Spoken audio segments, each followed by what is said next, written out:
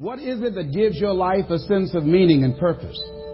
Because once you find that, it puts you in your power place. See, if you know what your life work is, I encourage you to start working on it. If you can't do it all at one time, do just a little bit of it. And if you don't know what it is that you showed up to do, if you don't know why you're here, I encourage you to find out what your purpose is here. What is the meaning of your life? What will be different? Have you ever asked yourself that question? I've done that. I remember coming from a friend of mine's funeral, and I was reflecting on how much time I had left. And I went for a walk in the park thinking about this guy whose life was so promising. And I mean, he wasn't an old guy. He was quite young, in fact. And I thought about all of the things that he said he was going to do, and he never got a chance to do those things.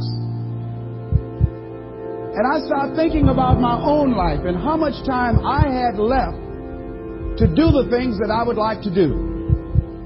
And at that time, I wasn't sure what my life purpose was, what my life's work was. I wasn't sure about it at that time. And I thought about it quite a lot.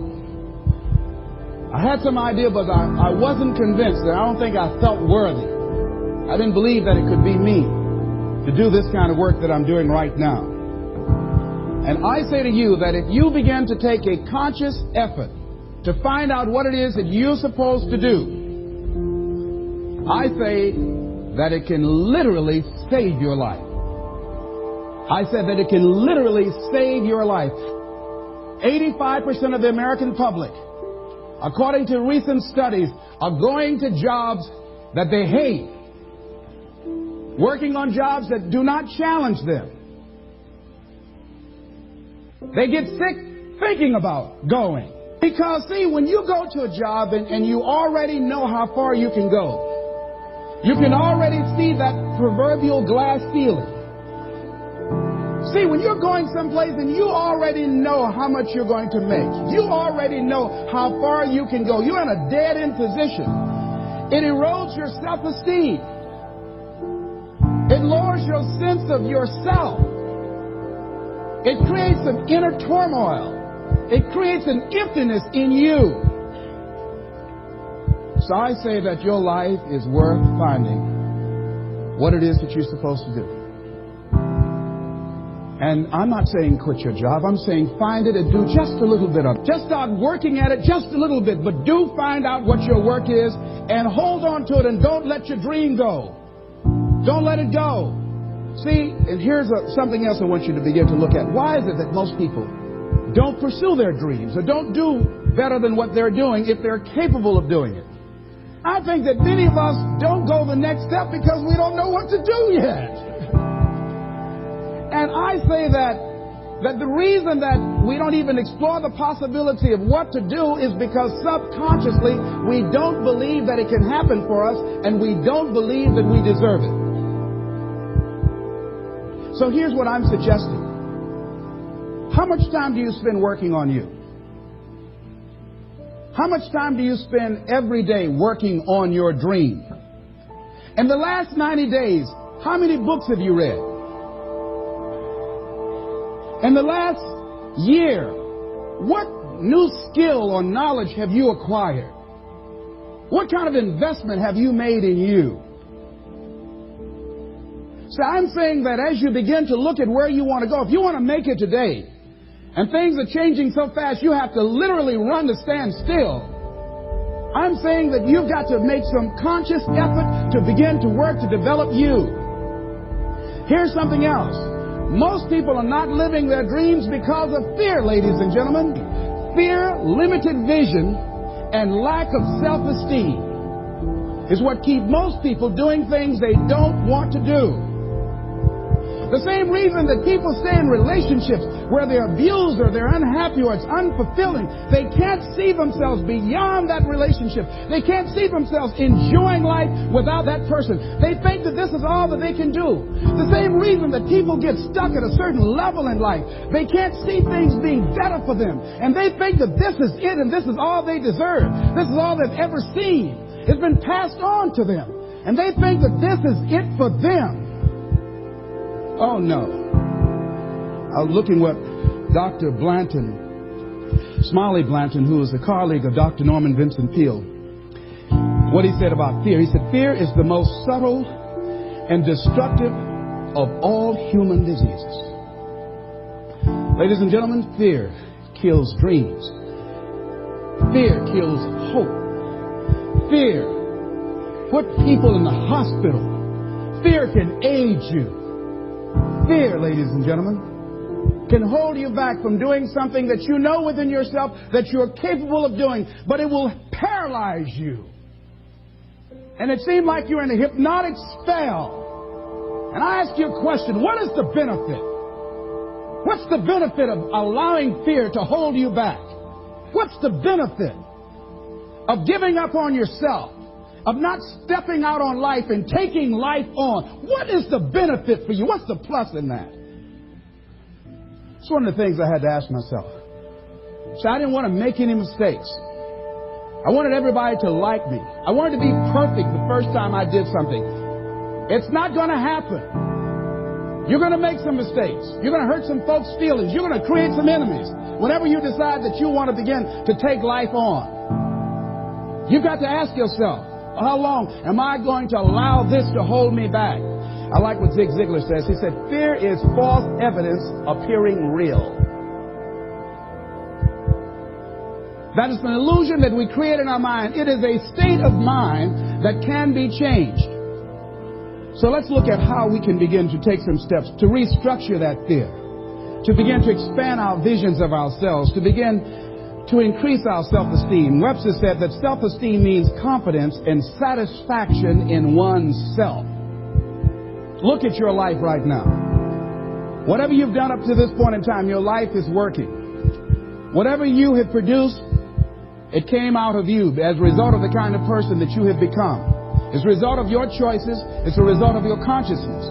Now you have to ask yourself, are you satisfied with what you have produced?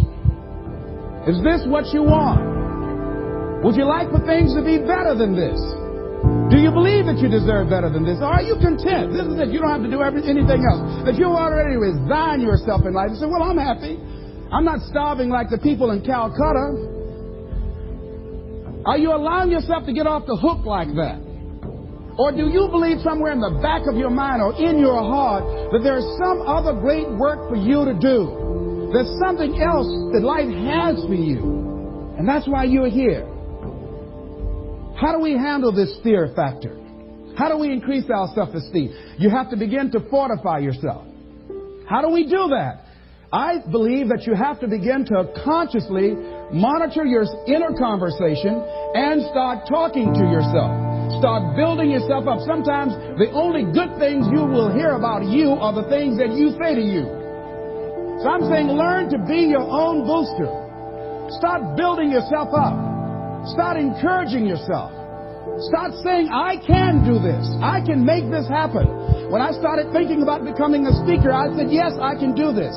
I can make this happen. When I start trying to convince myself I can be a businessman after flopping and failing and losing thousands of dollars and feeling stupid and dumb and having people take advantage of me because of what I didn't know, I had to talk to myself because people were saying to me that I was dumb. And somewhere in the back of my mind, I was saying, you're right. Look at what I've done. I had to say, no, Les. Hey, come on, man, get yourself together. You can handle this. You just haven't figured it out yet.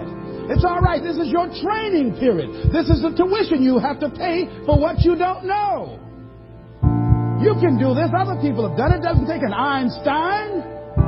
Get you some people that can teach you some stuff that you don't know. Get you some people that have done it successfully and learn from them. Take some seminars, workshops, read some books on how to manage a business. Change the way you see yourself and begin to tend to the personal details. Understand that nobody's going to take care of your business better than you. And when I start changing that kind of mindset of beating myself up because of my mistakes, and start looking at the possibility of my doing better, of my making the adjustment that would enable me to do what I want to do successfully, things begin to change. And I say, stop beating up on yourself. You do it. I know you do it. I've done it. It's a natural inclination for us to put ourselves down. See, we are born negative, I think, in a negative consciousness because we live in a negative world. Here's some other things, ladies and gentlemen. Begin to guard your mind against negative programming. Like turn off the television. Don't watch the news. So you've got to guard the kinds of things that you put in your mind. See, if you don't program your mind will be programmed, because human beings are goal-oriented. That's why we die of broken hearts early. That's why we're running through life to early graves. We're going through life, ladies and gentlemen. And I think that Henry David Thoreau said that most men live in quiet desperation. Most of us go through life running scared. So we created this in our minds, false evidence appearing real. We made it real in our minds. That's why Churchill said there's nothing to fear but fear itself. That's the destructive monster. So turn off things that can contribute to your fear. Turn a deaf ear to people that all they can do is talk about how negative things are, because they have bought into the consciousness of the world. Start attending workshops, seminars, listening to tapes on a daily basis to begin to recondition your mind, to retrain your thinking. Faith comes by what? Hearing and hearing and hearing. Listen to things that can empower you, that can enable you to create a new reality for yourself, and a new life for yourself. You might appear to be strange around most people. You know, most people think you're strange if you're happy today. See, these people have not found their purpose in life. That's why they're grumpy. That's why they're miserable. That's why they're so negative. They're hurting and they want to hurt other people. So start practicing using programs for your mind. Seminars, books, workshops. Keep a journal. Record your thoughts. What's happening with you? Every day when you get up, have a journal near you. See, ladies and gentlemen, we get 3 to 4 thoughts a year that if we would act on those thoughts, they could change our life. What idea are you sitting on? Write your ideas down. And then, once you get that idea, take the leap. Take the leap. See, it's out here in the universe. If you don't take the plunge, I guarantee you, somebody else will. Take the plunge. Go into action. And ladies and gentlemen, you will be surprised at how things will come together. You'll be surprised. Now, you're going to have some difficult challenges. I can tell you that now. Be aware of that. Things are not going to work out exactly right. For a time they will, sometimes. And that's when life is just playing a game with you. I want you to feel good and relax. But ladies and gentlemen, go into action with your dream. And don't avoid where the fights are. Get in the midst of the fight. Get knocked down so you can learn how to fight, so you can hold your position. See, most people don't get out in the arena of life because they don't want to fight. Most people don't get out there because they don't want to get knocked down. They don't want to be dropped to their knees. But see, you're going to be dropped whether you're on the field or whether or not you're sitting on the sidelines. You're going to be dropped. So at least get dropped for something. See, that's how most people are spectators in life. You don't want to be a spectator. You want to get out in the field where the action is. And you will be amazed. After the struggle, there will be a calm period and things will begin to click for you.